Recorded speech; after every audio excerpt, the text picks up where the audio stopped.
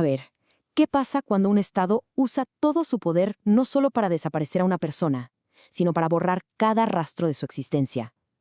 En 1982, un maestro en Honduras desapareció. Y su caso no solo destapó una maquinaria de terror, sino que acabó forjando una de las herramientas legales más poderosas que tenemos hoy para defender los derechos humanos en todo el mundo.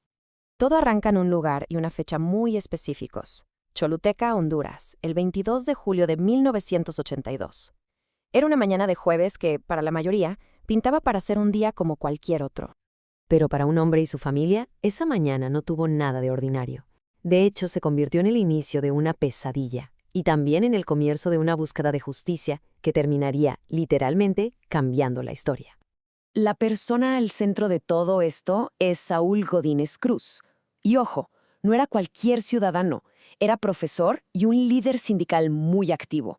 Una voz importante en su comunidad, que de hecho, justo en ese momento, estaba organizando una nueva huelga. Su desaparición no fue para nada un acto al azar.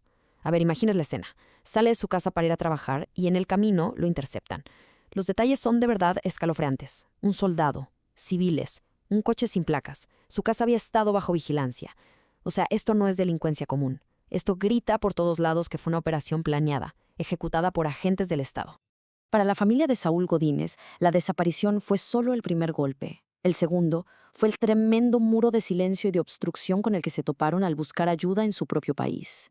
La familia intentó de todo. Presentaron varios recursos de habeas corpus, que es la herramienta legal para exigir que el Estado presente a un detenido. Presentaron una denuncia penal.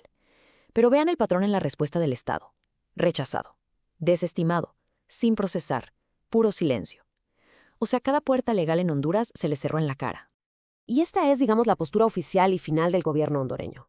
Años después, su conclusión fue, en esencia, que no se podía saber nada con certeza. Para la familia, claro, era una respuesta inaceptable. Y para el mundo, era la señal de que la justicia tendría que buscarse en otro lado. Y es así como el caso de un maestro desaparecido en un pequeño pueblo de Honduras escala hasta un escenario internacional, la Corte Interamericana de Derechos Humanos. Pero la Corte se enfrentaba a un problema gigantesco. ¿Cómo se juzga un crimen que fue diseñado específicamente para no dejar rastro? Para poder entender el caso Godínez, la Corte tuvo que, digamos, abrir el lente. Escuchó testimonios como el de Inés Consuelo Murillo, quien describió con detalles aterradores la realidad de las prisiones clandestinas que operaban en Honduras en esa época. Estaba claro que esto no era un incidente aislado. Y aquí está el meollo del asunto para la Corte. Por un lado, tienes el testimonio crudo y súper detallado de una sobreviviente. Y por el otro, la negación absoluta y tajante de un alto mando militar. Sin un cuerpo, sin un arma, sin una orden firmada, ¿cómo se supone que se puede impartir justicia? Bueno, pues aquí es donde la historia da un giro genial. La Corte se dio cuenta de que no podía seguir buscando una sola prueba irrefutable, porque todo el sistema estaba diseñado para eliminarlas. Así que, en lugar de eso, su estrategia fue conectar los puntos y revelar un patrón que ya era imposible de negar. La lógica de la Corte fue, de verdad, impecable, y se resume en estos 3 pasos. Primero, establecieron que existía una práctica sistemática de desapariciones forzadas. Segundo, vincularon a la víctima, demostrando cómo el secuestro de Saúl Godínez encajaba a la perfección en ese patrón. Y tercero, y esto es clave, probaron la falla del Estado, que no hizo absolutamente nada para investigar, ni prevenir, ni sancionar estos crímenes. Y es que ese patrón era aterradoramente claro. No estamos hablando de 1 o 2 casos. La Corte documentó entre 100 y 150 desapariciones con características muy similares en un lapso de solo 3 años. El caso de Saúl Godínez era en realidad una pieza de un rompecabezas mucho más grande y siniestro. La herramienta legal que usó la Corte se conoce como prueba indiciaria o circunstancial. Y aunque suena técnico, la idea es bastante simple. Es que, aunque no tengas un video del crimen, puedes usar todas las pruebas que lo rodean, el cómo, el quién, el por qué y la falta de investigación, para llegar a la única conclusión lógica posible.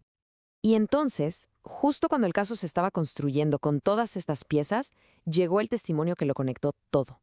Un exmiembro de una unidad de inteligencia militar de élite, el Batallón 316, declaró bajo juramento. Y sus palabras confirmaron la existencia de listas de desaparecidos y, de forma crucial, que el nombre de Saúl Godínez estaba en una de ellas. Con el patrón establecido, la víctima vinculada y la falla del Estado más que demostrada, La Corte Interamericana estaba lista para emitir un veredicto que iba a cambiar las reglas del juego para siempre. El veredicto fue así de contundente: el Estado de Honduras es responsable. La Corte declaró que Honduras violó los derechos de Saúl Godínez a la vida, a la integridad y a la libertad. Fue la primerísima vez que un tribunal internacional condenaba a un Estado por desaparición forzada usando este tipo de razonamiento. Un momento de verdad histórico. A ver, entonces, ¿por qué importa tanto este caso hoy en día? Bueno, porque estableció lo que se conoce como el precedente Godínez Cruz. Y este precedente dice algo fundamental: que los estados no solo tienen la obligación de no hacer daño, sino que tienen el deber activo de garantizar los derechos. Y eso significa que deben prevenir la violencia, investigar a fondo cuando ocurre y, por supuesto, sancionar a los responsables. Gracias a este caso, un estado ya no puede simplemente esconderse diciendo no encontramos pruebas cuando existe un patrón clarísimo de abuso y una falla evidente en la investigación. Se creó un nuevo estándar de responsabilidad.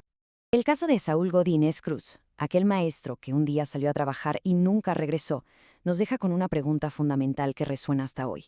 Cuando un Estado usa todo su poder para borrar las huellas de un crimen, ¿cómo puede la verdad encontrar una voz? Bueno, pues este caso nos demostró que a través de la lógica, del coraje y de la justicia internacional, hasta el silencio más profundo puede ser obligado a hablar.